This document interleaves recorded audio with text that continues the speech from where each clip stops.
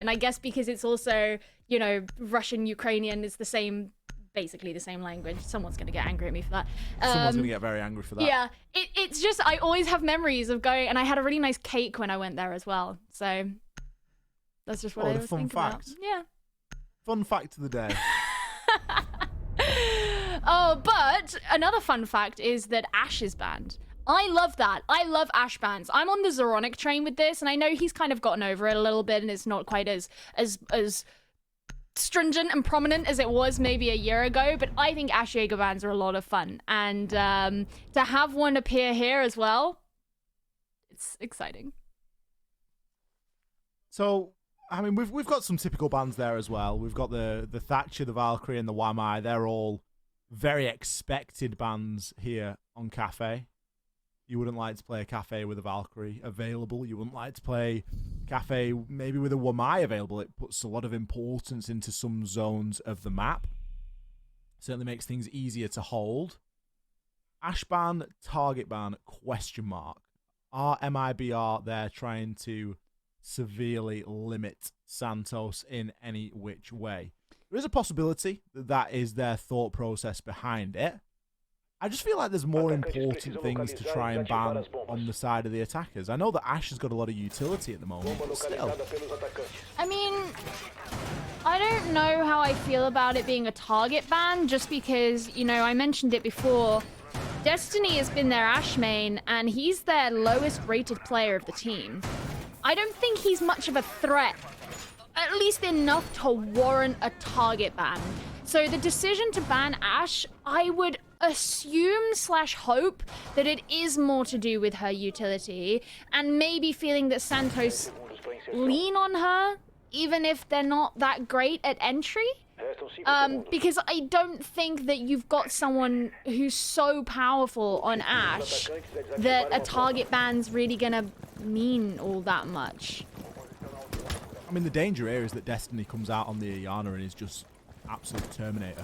Just, you can't well, that put would be foot fun. wrong, just getting killed. Ooh, Hunter there nearly getting himself killed in the early part of the round, just running across the spray.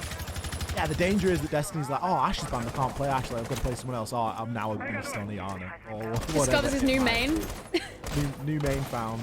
Yeah, I mean, you never know.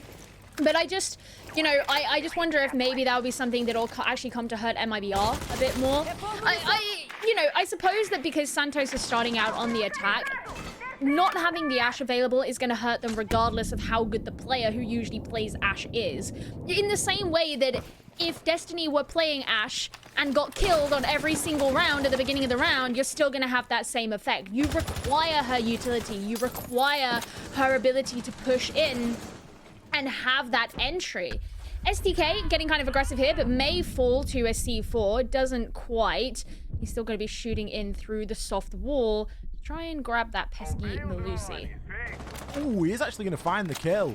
I feel like this is an ambitious attack here from Santos, because they're going in without really clearing a lot of stuff. STK still getting pinged out by that same yokai drone that was trying to stop him earlier, before a bit of a rotate comes down, and MIBR say, we've wasted enough time, we have lost a player, we are now going to make a bit of a retreat, get ourselves back down onto at least the floor that the site is on.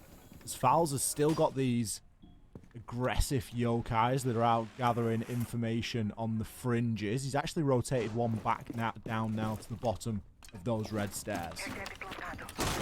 Remember, of course, that the site is in kitchen. That's why Hunter's going to be opening up the train floor here, try and get some of those lines of sight down into the site to pressure them.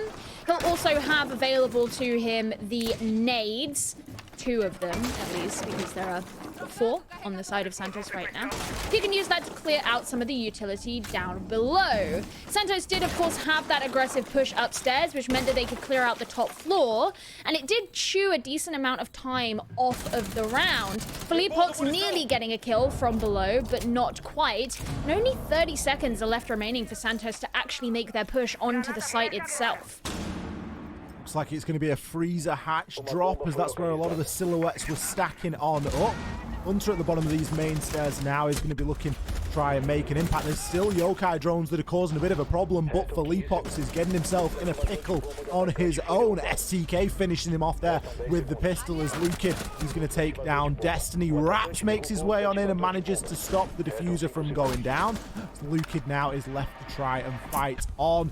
Player down next to the diffuser, which was cold on the ground. We still had yokai drone information ready to deny that plant further, and as the time was ticking down, MIBR looked fully in control. It's like, all right, you forced people to jump down the cocktail hatch early on, but what did you do after that? Well, assuming that you knew you wanted to make a freezer side push, why didn't you clear out VIP? Why didn't you clear out Whiskey? Why were those places still being defended by defenders when you decided to make the push, when time was waning, when you didn't have that available to you? It was a really strange push, because even the push at the start from STK onto Cocktail was risky. There wasn't thorough droning. He was receiving damage. Sure, it was great he managed to get the wallbang, but he could have very easily not. And then where are you left at that point? Yokai drones are still out and about and doing their thing. It was just like 20 seconds was remaining, and these areas that needed to be cleared way before that point were still being occupied by MIBR. That's fairly unforgivable from Santos, because you just can't make a successful push if you are leaving it like that. It all just looked a little bit rushed on the side of Santos, and it's a bit of a shame because they had, you know, no real excuses as to why they couldn't have approached things a little bit differently. But I kind of like the point you bring up about the yokais, and it's that, well, there was a yokai at the start of the round and a yokai at the end of the round. Like, did any of them even actually get taken out? Like, and if not, why not? Because that's a bit of a problem. If someone's using yokais as an aggressive form of defense, then they need to be dealt with at the point that they are being used and that you see them. And if not, it's just providing more value throughout the course of the round for MIBR.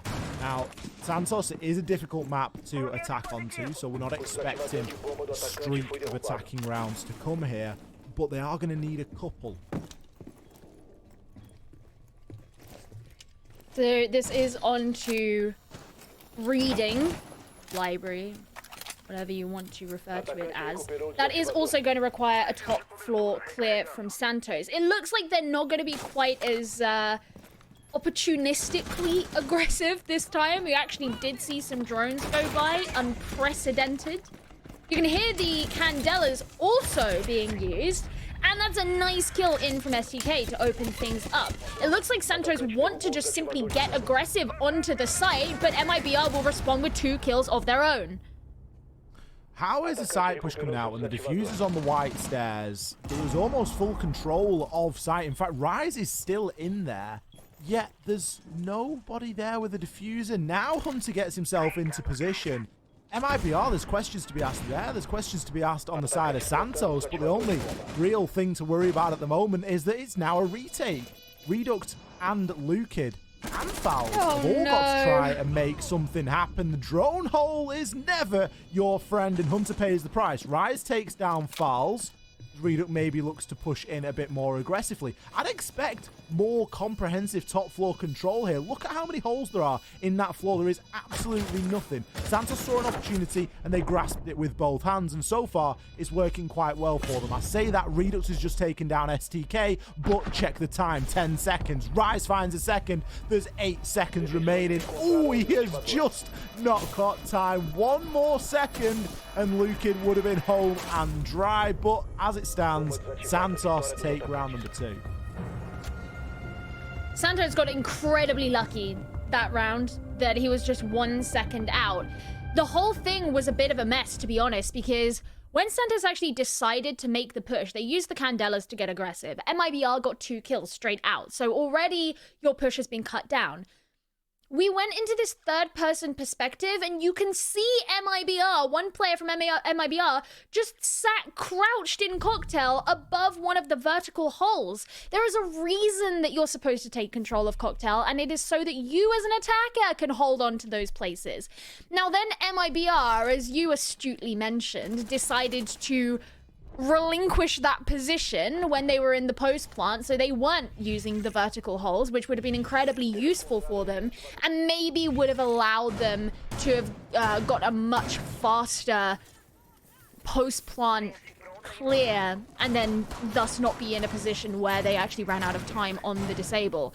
Big mistakes from both sides there, really questionable, and this is the second round now that we have seen Santos kind of throw away the rule book on the standard way of approaching sites. And by no means is that a steadfast set of rules that you have to obey. A lot of the reason that we see Rainbow Six change and adapt over time and teams get better is because of the innovation that teams make.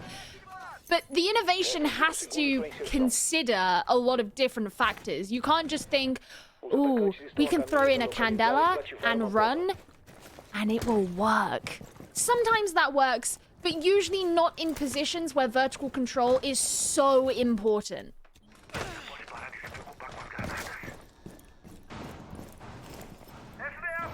Important round for Santos nonetheless, and second round can't be underestimated here on Cafe.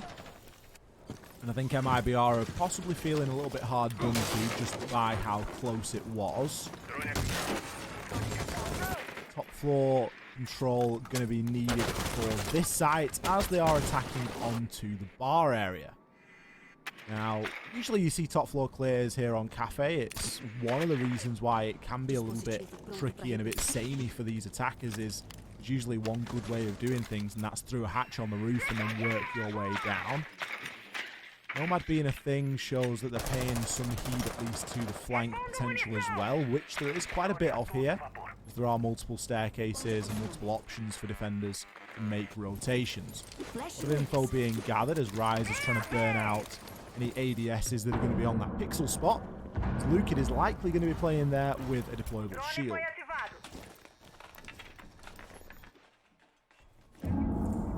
Hunter getting the first kill as he throws in the nade. There's going to be a second one followed up down into Freezer. Will remove some utility, but no one else down there to be killed themselves. You can see the Aruni gates as well separating out Cocktail, and it seems that Santos want to do this a bit more standardly. MIBR have the extra reinforcement, the extra manpower upstairs, and Lukid gets a kill onto Rise. For a pretty aggressive run out there, which is something that we do see fairly regularly here on Cafe, is the ability for defenders to make those judgment calls as to whether they're going to be able to get back in or not. And Lukid made that, and he's got himself in. Now the question is, can he affect onto this round at all? Because he's still got to get himself up those white stairs. Al's is going to be on the site, as this time it seems as though we're seeing Santos go a little bit more upstairs control. But time is moving quite quickly, and Santos are moving quite slowly. 35 seconds is all that stands between them and a round end, and MIBR aren't making the same mistakes. They've actually stacked the site a lot more this time, and it's making things much more tricky. There hasn't been enough holes made upstairs, and now really isn't the time to be making them. Cons is going to go for a quick drop and try and make something happen, but he's likely just going to go straight into the line of sight of a player, and that player will be Felipox. Can he find the second, as people are both pre-firing through the soft wall? Destiny has been down, the diffuser's cold in the site. Hunter comes in, a big kill, but impactless nonetheless. Fouls with the final two, and that's much better from MIBR. Yeah, a lot more of a decisive victory for them. You mentioned how Santos were wasting a lot of time or spending a lot of time. It almost felt to me like they knew that they should be taking the upstairs and they knew that they should be clearing it out, but they didn't seem to know what to do once they were there. And I'm sure that, you know, that's clearly not true. These are players who are playing at the highest level of Rainbow Six. So to say that they didn't know what to do would be incredibly naive, but it is simply that they didn't take that control as well as they should have. I mean, MIBR were free to just completely run around between the two sites down below, holding on to the corridor. Even when Cons wanted to make the drop down through the laundry hatch and he tried to use his smoke to conceal that, you still had a player down in the corridor. At the very least, you should be using those vertical angles to prevent the rotates being made by the defenders below. Hold them in one place so that you know where they're going to be when you make the drop. And that was a really big mistake on Santos's part there, because you can't take control above and still allow the defenders to run the show below. The whole point of having it is that you run the defenders show, and Santos didn't do that. Santos did seem to get caught in that halfway house between kind of doing what they needed to do and then kind of just getting a little bit distracted. I think MIBR just took a good advantage of that uncertainty. Redux picking the Clash this time for the top floor. Really not going to be something that's easy to deal with. If played inside a piano, which it looks as though it is. Quite a bit of utility working for him as well. Looks as though he's got a rotation over into bathroom area. We'll no doubt have some ADSs in there as well. We've got Raps actually playing inside of the bathroom on the mirror with a deployable shield. So that's a boatload of utility and just a real hard nut to crack inside of that piano room. I'm really interested to see how Santos are going to deal with the Clash, because a lot of that is... Well, I want to say a lot of it's going to come down to STK to use the lifelines against her, and he can really aggress against her, but you also still have Cons playing Ying, and that can certainly be used against the Clash, especially if you come in from behind, for example. He could go on a white corridor window and flash her out from behind. So there are different ways of doing it, but it's going to require coordination, and that's something the Santos have maybe looked a bit messier on. They're throwing in the smoke, so they're going to be making a skylight drop. It certainly looks like it, aided by the Candelas, but so far it hasn't worked out too well.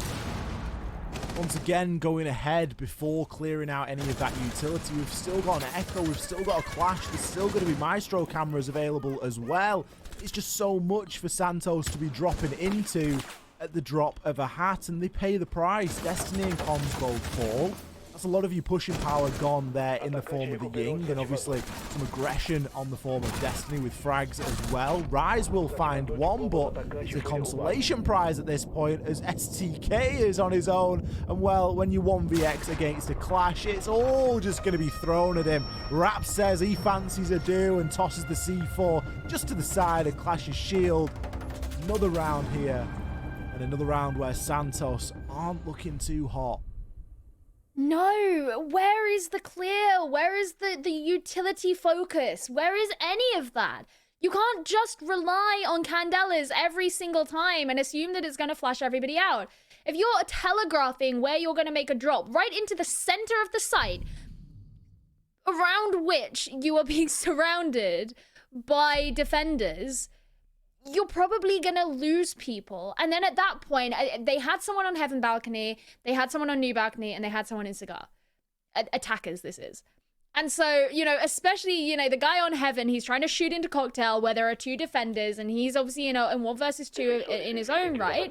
The guys in New Balc and in Cigar, they can't really push through into Bar because you've got a Clash standing there. Freezer control hasn't been taken, and you could still be flanked around because there's no control of the white corridor. It's just monumentally risky, and I don't really see many outcomes in which that's going to work for the attackers. So far, it hasn't been for Santos. That's why we're seeing a scoreline like the one that we have so far. Now, MIBR will be returning down to Kitchen, which is where they went in round number 1, and they also won that as well. And if you remember correctly, Santos were incredibly indecisive about how they wanted to approach their attack onto this site. They did do a pretty thorough top floor clear, but by the time they got down to actually moving into the site itself, they didn't seem to know where they wanted to go, and they tried to move into a sort of freezer approach, but they hadn't cleared out VIP, they hadn't cleared out Whiskey, and they hadn't really done much substantial work in removing utility from the site above. So I want to see Santos being more coordinated and being more decisive about what it is they want to do. And maybe not try and act so creatively in ways that haven't been thought through particularly thoroughly. It almost seems a shame that this is the approach that Santos are going for, because there's rounds here to be won. They've just got to try and, you know, bait out a little bit of this utility a little bit sooner. This round, however, they are going to find an opening kill over onto Redux. Not sure how the Kaid's got himself taken out first, but let's hope his Electroclaws at least have been placed. It seems as though everyone on Santos has got good drone intel as to the whereabouts of one of these defenders, as we see Rise now making his way through reading. Once again, these aggressive yokai drones are going to be gathering that information, but at least for now, and well, at least for Santos, one of them has been taken out. Fowls recognizing that, drags his second and last, should I say, all the way back towards site to see if there's anything else that he can gather. Seeing one of the drones in through the drone hole. We still have Lukid present here in VIP. This is one of those key areas that didn't get cleared out before. I don't know which player of Santos it was coming down the white stairs, but Hunter's not going to be doing much at this point, as he is the first death on the side of Santos. Now, I'm wondering if this white stairs player is aware of the yokai. It must be now, as he's droned straight down. And you can tell that Falls is just waiting to try and place that yokai in the position that he wants. He wants to be aware of when this player is making the aggression down the stairs so that Lukid can act on it without having to be overly aggressive with no information. There's a lot of trust being placed inside of this yokai, and I guess onto Fowls to be able to make that right call. STK maybe trying to bait a bit of a run out there, as he just got himself onto Repel briefly, but had no real intention at getting himself up onto the roof, as there is only 30 seconds left. A push needs to come here from Santos. Now, if STK is able to get himself into Bakery and somewhat deal with Fowls, then that could be a big in here for Santos. However, still got a lot of work to do in at least getting into Bakery, as there was barbed wire, which has now been destroyed, but full flash for Fowls as he gets an entire lifeline. Lupox, however, is finding kills elsewhere. A big kill coming in there for Santos. Can they get the diffuser down? No, it's cold on the ground, and the kills all come up blue. Blue is MIBR, and MIBR is taking round number 5. Very slow once again from Santos, and MIBR just stacking on the points, or at least on the round count. It's looking like a very, very strong half for them so far. We did talk about how Cafe Dostoyevsky is one of the most defender-sided maps, however. So once the half comes around, it could be that the fates begin to switch and Santos begin to wake up a little bit more. But it is no word of a lie that they have been struggling on their attack so far. And I feel a bit bad because I feel like I should be praising MIBR more, but I think actually in a lot of cases on these rounds, it has simply been that Santos have handed MIBR situations that have not been too difficult for them to take advantage of, more so than MIBR doing particularly ingenious defenses that have been unbreakable for Santos. Santos had a really good strategy there. I think the kill that came onto Falls on the mirror, STK challenging that player in Bakery, that was perfect. And it was all done at, you know, the time of an E1D scan as well, so the push was coming on the other side and there was nothing that those defenders could do. STK won his engagements and everyone else on the side of Santos didn't, and that's why the diffuser was just left in the middle of sight, not planted. So the intention was there, and it was one of the better intentions that we've seen them have throughout the course of this game so far. But again, it just wasn't convincing enough. It just didn't give us that level of belief that they were going to be able to pull it off, because it was just down to that last second again, and it was once again a bit of a last chance saloon. Back to reading, which seems to be MIBR's favorite site to defend. It's been one that they nearly took both times. Back in round number 2, the win did go to Santos after they successfully planted, and MIBR were just that 1 second too late in going for the disable, and so couldn't actually finish it off. But in round number 3, it was a lot more decisive, because in that round, Santos tried to go for a more thorough top floor clear, but then were very slow with their decision making and what they did after that. MIBR playing with the mirror once again upstairs. This is going to make it more hard to break through, as Lukid has relative protection from any players who may come in to try and take piano control, and all the information that the mirror window actually provides him as well.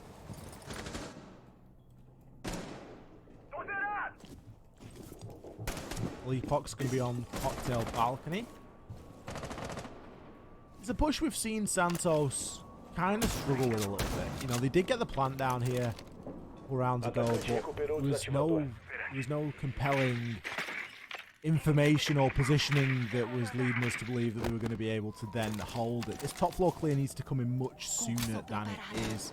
As we are past the halfway point in the round, SDK is thinking about stunning out the player inside a freezer and will do so, but where is the response? Where is the push that comes in off the back of that? We can see Destiny's silhouette moving there a little bit, but is he getting himself into a position to do anything about it? The answer is no, because the cover from MIBR is just a bit too good, and at the drop of a hat, 2 players have dropped off this 3rd floor, and they can get themselves safely onto site. Less than a minute remaining for Santos, which seems to be quite difficult for them in the last few rounds, where they've just been working very, very slowly. They've lost a lot of drones as well. They do get a kill onto Felipox, so at least this is a good start for them, but it's not the first time that they've had the opening kill in a round and not necessarily been able to capitalize on it. Reduct is just looking for any of those players who may be present on the balconies and try and catch them out, but so far no one. Getting very close though, and he does finally land the kill onto Cons, and that's the diffuser as well. There are a couple of members of Santos who are down on this 1st floor as well, but they're not quite brave enough to make the peak themselves. In come the flashes. We're in the final 10 seconds. A diffuser for the 2nd time, and all these kills coming out from MIBR. Lukid is just spraying and praying, and that's a 5-1 finish at the half. Cafe going as we expected there, then living up to the statistics and going in the defenders' favour. MIBR, of course, being the team to benefit from that first defensive side. Take 5 rounds.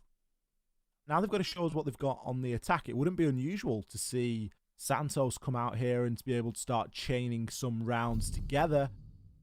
All about how they are able to reset themselves now as we shift sides. Fouls. I see it. I notice it. I don't like the look of the 6th. Oh, he's got me. I'm disappointed, Joe. I was hoping for the Amaru right onto the roof, straight into the site. Bish bash bosh sort of stuff, you know? No, because we just saw Santos try and do things like that, and it didn't really go very well. I would like to someone to do an approach onto a site in a more normal way that's actually going to work. I think that would be nice. A nice treat, just to see some normal siege. I mean, look, one thing is, and you know, it kind of escaped me to mention it in that first half, but one of Santos's pervasive problems that they have had in the entire season so far is real struggles with vertical play.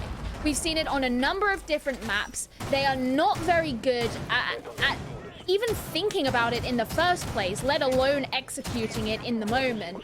And that's just what we've seen from them on this last half as well, which makes it's kind of intriguing as to why they'd want to come to Cafe Dostoyevsky, where vertical play is incredibly prominent. But MIBR, you know, could be okay at it. I don't think we've seen anything in the past that's necessarily told us that they would be bad at it. It's just about whether Santos actually have it in them to deal with it successfully when it comes.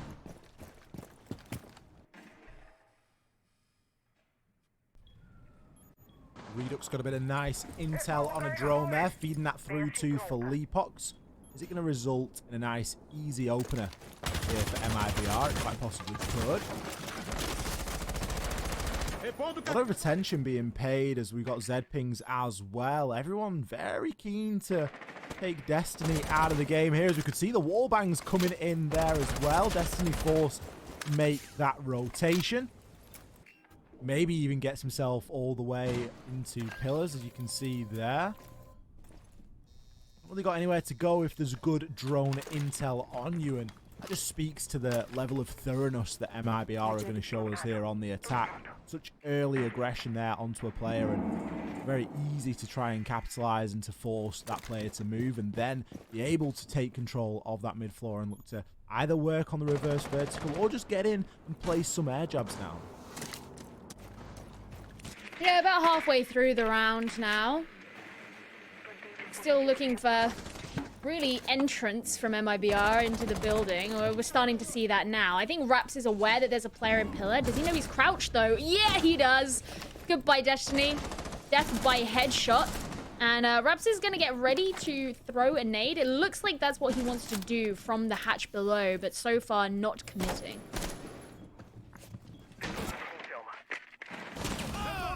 Ooh, Raps finds a kill over onto STK. MIBR seeming quite dominant here and really look like they're going to start slowing down anytime soon. Rise is forced to use his Toxic Babe canisters here pretty early as Hunter's holding on to that killer door. 3-5 shots coming down, going to leave Raps a little bit low, but MIBR aren't going to be too worried. Cons hasn't got a reinforced panel on that wall as you would usually do. Felipox with the peek onto Hunter. I didn't think he was going to win that one, but he did. The diffuser is edging ever closer in toward this site now, but so is Cons. Moving his way through the smoke, will be taken down by Fowls, and Rise is left to go huge. He's left in a 1 versus 4. He's already found one, but Fowls is confirming that plant. 12 seconds left remain, and Fowls unlikely to have to get off for any reason. Is going to mean that this is a retake situation for Rise. Draws for a Toxic Babe at the wrong time. Leapox finds the kill, MIBR the round, and that, my friends, puts MIBR onto a match point. Yeah, they're looking like they've had quite an easy game so far. I mean, to put it perfectly bluntly, that's really been what it's felt like. MIBR, I don't think have been particularly challenged so far, and we were talking about how, you know, the fact that Lucid was away for a while and they haven't had many play days of late. Maybe they're a little bit slow, need some WD-40 applied to the joints until they're feeling themselves. But I don't think they're really receiving the challenge that they need to have, which is great for them. I'm sure they're loving it.